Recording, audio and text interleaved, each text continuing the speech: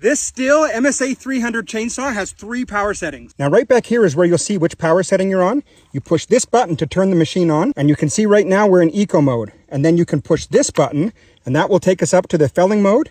And then this button once again will take us up to the delimbing mode. And this red light right here means that your brake is on.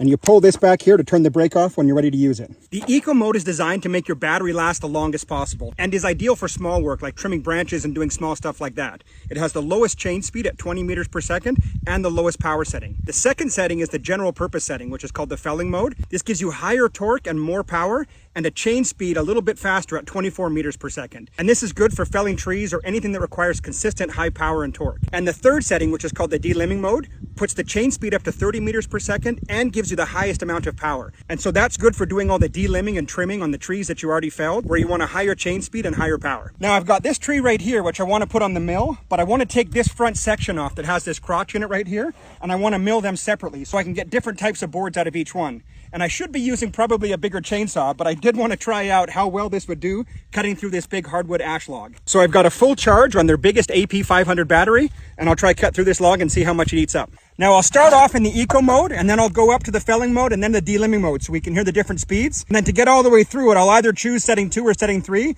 depending on how it feels.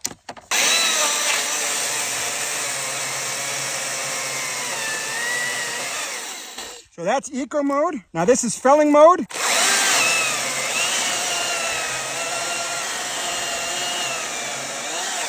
And now I'll switch over here and turn it up to the fastest chain speed, the delimbing mode.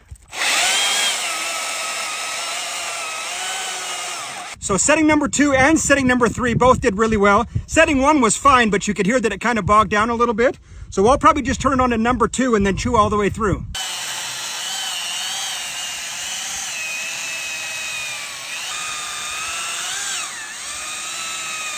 And now back over to this side and we'll be all the way through.